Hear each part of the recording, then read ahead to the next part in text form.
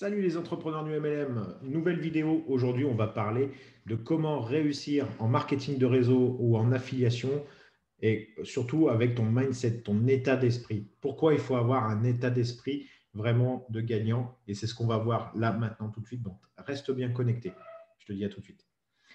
Donc, pour réussir en marketing de réseau, en fait, tu l'as compris, il faut avoir un mindset de gagnant. Et pour ça, eh ben, pour moi, il y a trois étapes. La première étape, il faut absolument que tu comprennes que ton client ou ton distributeur, finalement, c'est à eux que tu vas apporter des choses, c'est à eux que tu vas devoir leur donner plein de conseils, plein d'astuces, etc.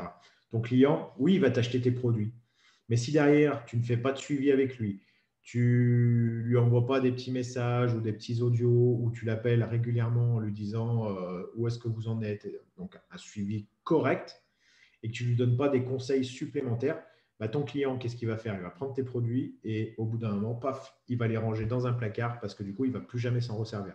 Et du coup, derrière, toi, tu vas être perdant puisqu'au final, tu auras fait tout le boulot. C'est-à-dire, tu auras fait la prospection, tu auras fait la vente, mais derrière, si tu n'as pas fait ton suivi, et donc du coup, bah, tu t'es pas mis dans un état d'esprit gagnant, eh ben, en fait, ton client, tu vas l'avoir fait, c'est génial, tu vas avoir gagné une commission sur une vente, mais derrière, bah, ce client ne recommandera jamais puisque du coup, tu n'auras pas eu cet état d'esprit de vouloir le suivre et qu'il soit, lui, gagnant quelque part.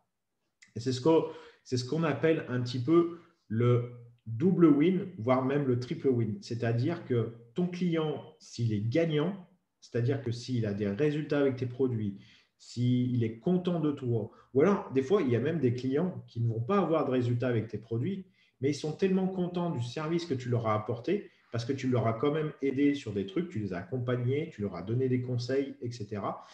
Du coup, ils vont quand même te recommander parce que pour X, Y raison, des fois, il y a des clients sur des produits ou des services qui n'auront pas de résultats. Ça, voilà, ça fait partie du jeu et on l'accepte.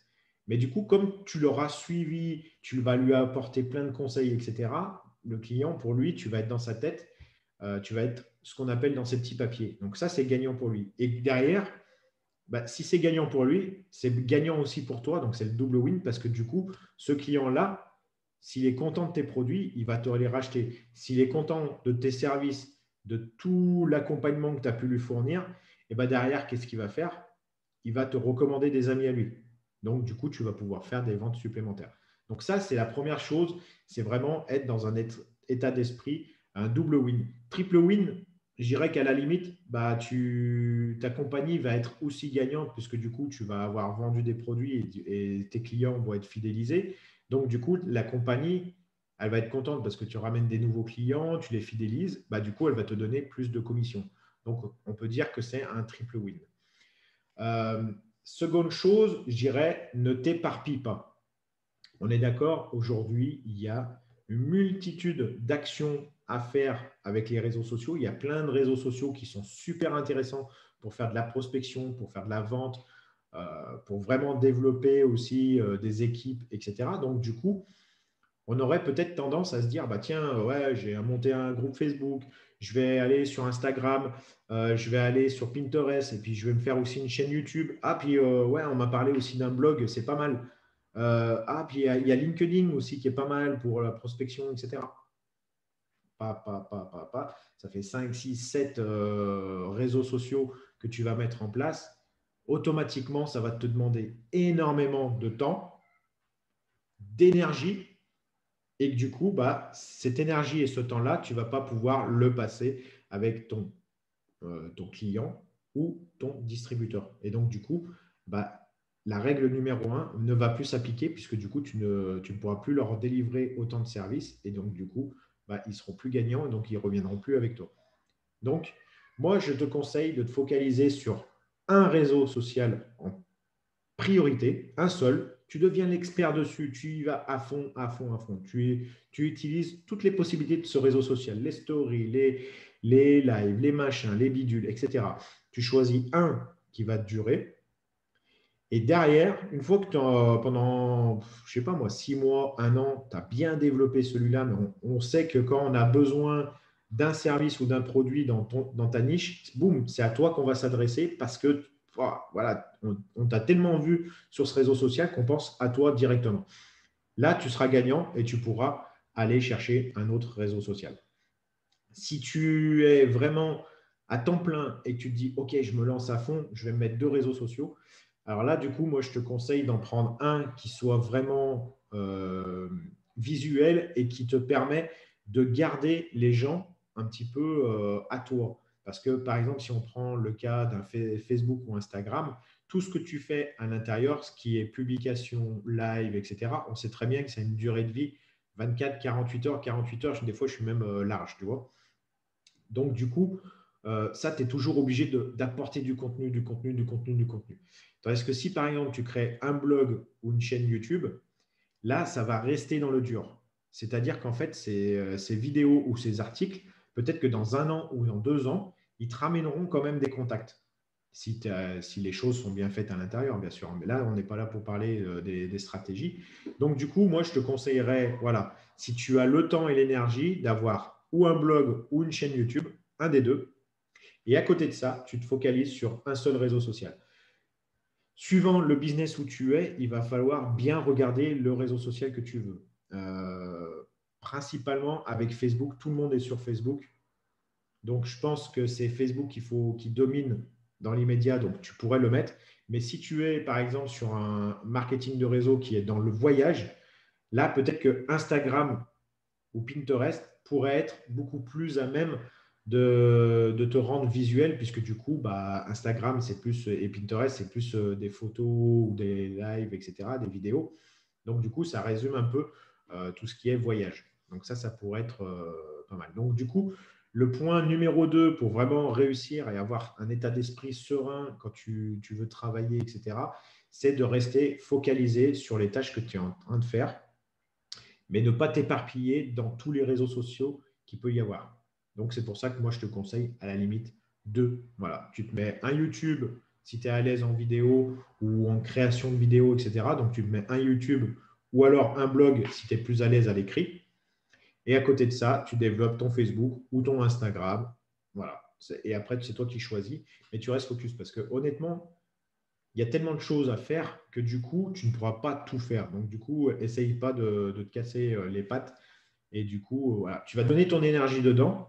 Au bout d'un moment, tu vas te dire oui, il y a eu des résultats. J'ai augmenté mon compte Instagram, je suis passé de 1000 à 10 000, mon groupe Facebook, etc. Ouais, mais est-ce que tu as eu des résultats?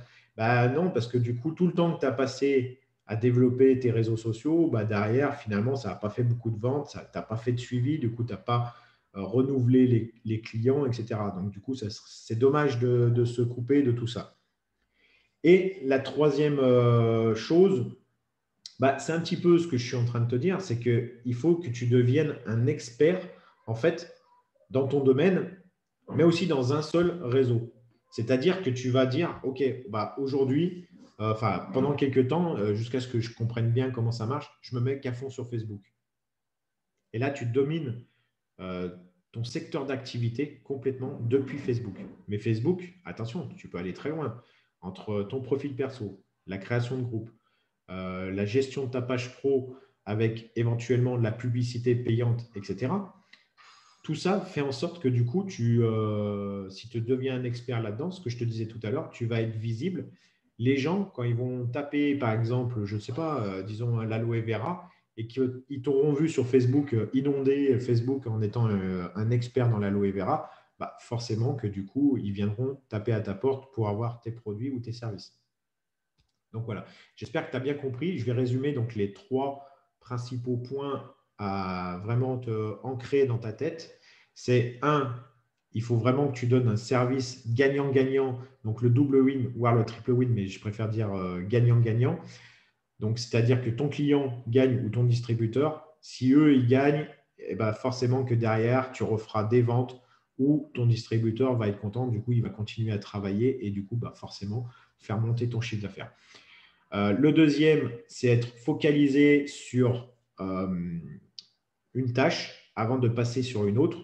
Et le troisième, c'est vraiment une stratégie. Tu y vas à fond dans une stratégie. Alors, une stratégie, j'appelle ça, en fait, c'est une stratégie réseau social, hein. Tu l'auras compris. Et cette stratégie-là, en fait, tu la gardes jusqu'à ce que tu en deviennes un expert. Une fois que tu es devenu expert, 1 an et demi, même s'il faut 2 ans, mais ça, il y a tellement de travail à faire sur un seul réseau social que du coup, tu vas exploser, quoi. Et si en plus de ça, à côté, tu t'es fait un blog et un YouTube, ou, je dis bien, ou un YouTube que tu alimentes régulièrement, mais là, tu passes moins d'énergie, mais tu alimentes régulièrement, ça, bah, dans 1 an, 2 ans, 3 ans, ça va t'apporter des contacts, tout simplement. Donc, tu mettras une page de capture à un endroit et régulièrement, ça va t'apporter des emails que tu pourras relancer les gens. Mais ça, tu le fais, voilà, si vraiment tu as l'énergie et l'envie de faire ces deux. Sinon, tu restes que sur un seul, tu te concentres que sur un seul. Voilà, j'espère que cette vidéo t'a plu. N'hésite pas à lâcher ton petit pouce. Ça permet d'être mieux référencé sur YouTube et sur les réseaux comme Google, etc. Et si tu n'es pas encore abonné, tu as le bouton ici pour t'abonner et la petite cloche pour recevoir les notifications quand est-ce que je vais faire une nouvelle vidéo. Allez, je te dis à plus tard. Bye bye.